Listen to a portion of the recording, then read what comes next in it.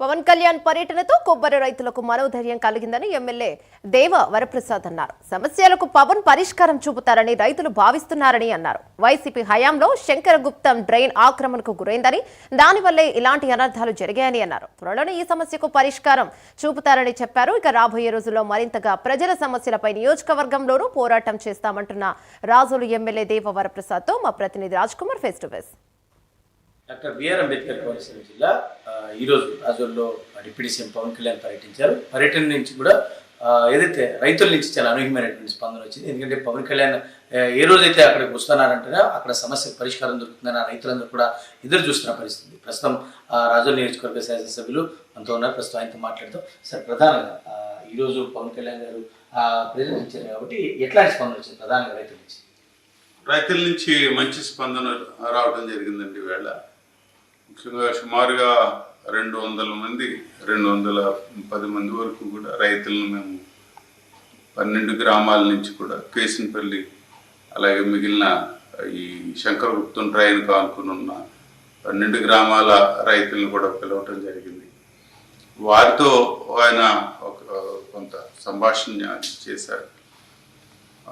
ముఖ్యంగా ఈ శంకరగుప్తం డ్రైన్ విషయంలో అసలు పూర్వపరాలు తెలుసుకోవడానికి ఆయన ప్రయత్నం చేశారు. ఎప్పటి నుంచి ప్రాబ్లం వచ్చింది, ఎలాగా దీనికి స్టార్టింగ్ పాయింట్ ఏమిటి, ఎప్పటి నుంచి ఇది డీజనరేట్ అయ్యి, తర్వాత ఇంకా ముఖ్యమైన అంశాలు ఏమిటంటే అసలు ఆక్రమణలు ఏమన్నా జరిగాయా, లేకపోతే ఈ చెరువుల ఆక్రమణలు ఏమన్నా ఉన్నాయా, లేకపోతే ఈ బి రోషయ్య గారు అని చెప్పి నిపుణుల కమిటీ వారి ఇచ్చిన రిపోర్ట్లు ఏమిటి, ఇట్లా మొత్తానికి అసలు కోనసీమ జిల్లాలో ఈ ముంపు అనే ఈ మహమ్మారి నుంచి అసలు దీన్ని పూర్తిగా ఎట్లాగా ప్రక్షాళన చేయాలి, కోనసీమ ఈ ఇబ్బంది నుంచి బయటకు ఎలా తీసుకురావాలని దాని మీద పూర్తిగా ఆయన ఒక కాంప్రహెన్సివ్ ఇష్యూ కింద టేకప్ చేయాలనే ఉద్దేశంతో ఆయన ఇవన్నీ కూడా ఎంక్వైరీ చేశారు. రైతులతో పూర్తిగా ఆయన చాలా మందితో కూడా సంభాషించడం జరిగింది. సార్, అంటే డ్రైనేజ్ వ్యవహారంలో గత ప్రభుత్వంలో చేయాల్సిన అంటే 50 మీటర్ల వరకు ఉంది, దాంట్లో కొంత ఆక్రమణలు జరిగినాయి, గుడికలు చాలా వరకు కూడా ఉన్నాయి, కొంత దీనివల్లే ఆ వాటర్ అంతా కూడా చెట్ల వరకు వెళ్ళడం జరిగింది, దానివల్లే వాటర్ పైకి రావడం జరిగింది అంటే దీంట్లో వాస్తవం చెప్పడం. ఓడిక 8 కిలోమీటర్లు తీయలేదు, అది ముఖ్యమైన అంశం. ఇక్కడ 23 కిలోమీటర్ల పొడవైన ట్రైన్లో 8 కిలోమీటర్ల మేరకు పొడికి తీయలేదు, అది మధ్య భాగం. అందుకు ఉప్పు నీరు ఏదైతే లోపలికి వస్తుందో పోటుకి వెనక్కి అది తగ్గినప్పుడు సముద్రంలోకి వెనక్కి వెళ్తలా. సో అలాగేమవుతుందంటే మీడియం డ్రైన్లు మైనర్ డ్రైన్ నుంచి వచ్చిన లోకి వెళ్ళిపోయి ఈ ఉప్పు నీరు మొత్తం భూగర్భ జలాలు పాడైపోతున్న పరిస్థితి కనిపిస్తూ ఉంది. కాబట్టి ఇది ఫోకస్ ఇక్కడ.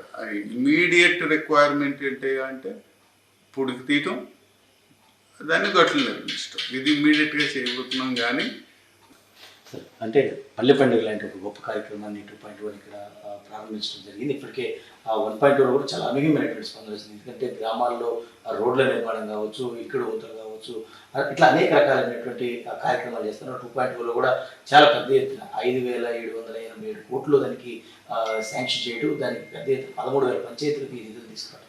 ఇట్లా చూస్తారు సార్ గ్రామీణ ప్రాంతాలు ఏ విధంగా అభివృద్ధి? ఇది రోడ్ల విషయం గురించి చెప్పుకోవాలంటే ముఖ్యంగా ఈ పల్లె పండుగ 2.0 అనే కార్యక్రమాన్ని రాజోల్ నియోజకవర్గంలో చేపట్టడం చాలా సంతోషిస్తాయి విషయం. అంటే మాకు ఎంతో గౌరవం ఇచ్చారనే ఆలోచన, లేకపోతే ఆ మెసేజ్ మాకు అందరికీ కూడా మా నియోజకవర్గంలో ప్రజలందరూ కూడా చేరింది. మరో ఇంకొక 500 రోడ్లు చేసుకున్నట్టయితే, ఒక 1000 రోడ్లు చేసినట్టయితే మా నియోజకవర్గంలో చాలా కాలంగా గత 5 సంవత్సరాలు అసలు ఏమి రోడ్లు వేసింది లేదు. అలాంటిది రోడ్ల విషయంలో పూర్తిగా పబ్లిక్ అంతా కూడా చాలా సంతృప్తిగా ఉండే పరిస్థితి. రోడ్లు లేవని ఎంతో బాధకున్నారు మనుషులను, సరైన ప్రయాణ సౌకర్యం లేదు. అలాంటిది మనం అన్ని రోడ్లు ఒకసారి వేసి మళ్ళా ఈ ప్రాజెక్ట్ రోడ్స్ ఉన్నాయి, అంటే గ్రామానికి కలిపే రోడ్లు ప్రాజెక్ట్ రోడ్లు అంటారు ఈ పంచాయతీరాజ్ వారి. అదే ఒక స్ట్రీట్లో వేసే రోడ్లు గ్రామీణ రోడ్లు అని అంటారు. అది ఎన్ఆర్ఈజెస్ కింద, రెండు ఎన్ఆర్ఈజెస్ కింద టేకప్ చేస్తున్నారు. బీటీ రోడ్లు ఉంటాయి, సీసీ రోడ్లు ఉంటాయి. ఇవి పెద్ద ఎత్తున మనం గ్రామాల్లో టేకప్ చేయటం వల్ల గ్రామ ప్రయాణం అనేది సౌకర్యవంతం అవుతుంది. రైట్.